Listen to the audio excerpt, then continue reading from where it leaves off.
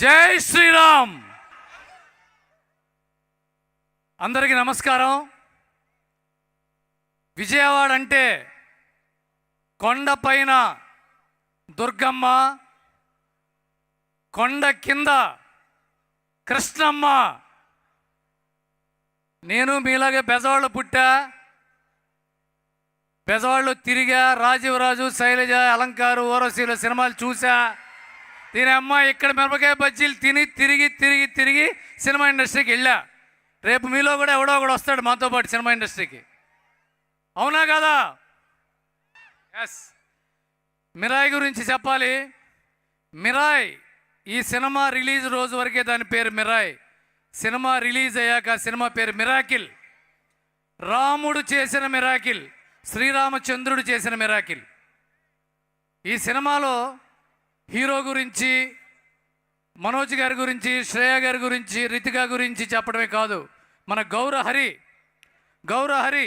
ఎక్కడమ్మా అతను చేసిన పాట ఒక్కొక్క వెంట్రుకలు నిక్కపొడుచుకుంటూ థియేటర్లో భక్తి పారవస్యంతో ప్రజలు పరుగుతున్నారంటే హనుమాన్తో ఆంజనేయ స్వామిని తీసుకొచ్చాడు.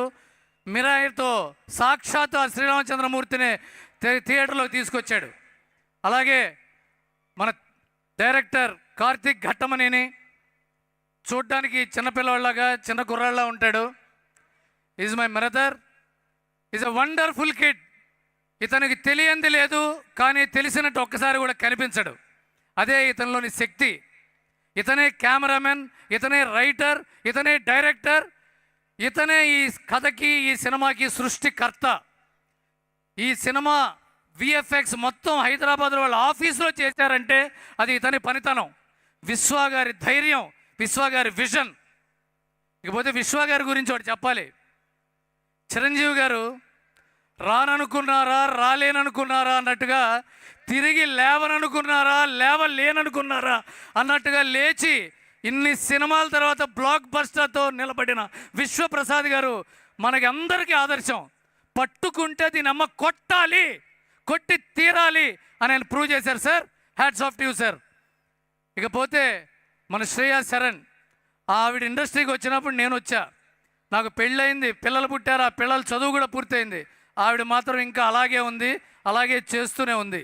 ఇంకా ఆవిడ గురించి ఏం చెప్పాలి, చెప్తే మనకి ఇంకా వయసు అయిపోతుంది అనుకుంటారు. ఇకపోతే రితికా నాయక్ లాంటి ప్యూర్ సోల్ ఉన్న ఫేస్ చాలా సంవత్సరాల తర్వాత తెలుగు ఇండస్ట్రీకి వచ్చింది. అంత beautiful soulful face. She is going to stay for ever and ever and ever. And now ఒక విలన్ని కొట్టాలంటే ఒక హీరో కావాలి, కానీ ఒక మహాబీరని కొట్టాలంటే ఆ హీరోకి సూపర్ హీరో కావాలి. ఆ మహాబీర మిస్టర్ మంచు మనోజ్ నాకు తమ్ముళ్ళు లాంటి వాడు, నాకు తమ్ముడే. అతని మనసు వెన్న, అతనితో పరిచయం ఉన్న ప్రతి వాళ్ళు అతనికి అన్న. అందరినీ అన్న అని పిలుస్తాడు, అందరినీ దగ్గరుండి చూసుకుంటాడు. ఈ సినిమా మిరాయితో మరొక కొత్త అధ్యాయాన్ని ఓపెన్ చేశాడు. తెలుగు ఇండస్ట్రీకే కాదు, ఆసేతు హిమాచలం ఫ్రమ్ కాశ్మీర్ టు కన్యాకుమారి సినిమాకు ఒక బెస్ట్ ప్రతినాయకుడు దొరికాడు. కొడితే మనోజ్ని కొట్టి హీరో అవ్వాలరా, తినమ్మ మనోజ్ని కొట్టకపోతే హీరోని కాదు అనిపించే అంత గొప్ప విలన్ వచ్చాడంటే ఏమో తండ్రికి తగ్గ తనయుడయ్యాడు. That is Manoj. ఇకపోతే మా తేజ సజ్జా హనుమాన్ అని ఒకసారి అనండి. హనుమాన్ 30 ఏళ్ళు నిండకుండా, ముక్కు పచ్చలారకుండా 2 పెద్ద 100 కోట్ల సినిమాలు కొట్టాడంటే ఇంకో 10 ఏళ్ల తర్వాత తేజ సజ్జా ఎక్కడుంటాడో మీరందరూ ఊహించవచ్చు. అతనికి సిగరెట్ అలవాటు లేదు, తాగుడు అలవాటు లేదు, గర్ల్ ఫ్రెండ్స్ లేరు. ఉన్నదొక్కటే వ్యసనం, మిమ్మల్ని అందరినీ ఎంటర్టైన్ చేయడం.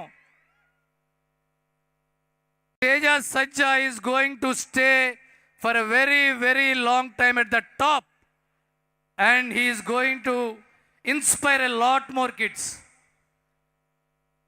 And before I complete this speech, Vishwaprasad గారు, ఇంత పెద్ద హిట్ మీకు తేజ సజ్జా ఇచ్చాడు. ఆయనకి మీరు ఏ గిఫ్ట్ ఇస్తున్నారో స్టేజ్ మీద అనౌన్స్ చేయబోతున్నారు. మీరు నేను దాంట్లో నాకు కొంచెం లంచం ఉంది కాబట్టి. ఇక్కడికి వచ్చిన అనిల్ సుంకర్ గారికి నమస్తే సార్, శశి గారికి నమస్తే సార్, ఇక్కడికి వచ్చిన దుర్గేష్ గారు, అలాగే రఘురామ కృష్ణరాజు గారు, పట్టాభి గారు, మా పార్లమెంట్ సభ్యుడు కేసినేని చిన్ని గారి అందరికీ నమస్కారం. All the best Mirai. Mirai is going to rule for the box office for some more weeks. Please watch it in theatres to get the experience. Bezawada కుర్రాళ్ళు థియేటర్కి వెళ్ళి సినిమా చూడాలి. బెజవాడలో థియేటర్లో చూస్తేనే ఆ కిక్కు, అవునా కాదా? Yes. Good night. Thank you Ravi garu, thank you so much. Ravi garu speech always అద్భుతంగా ఉంటుంది.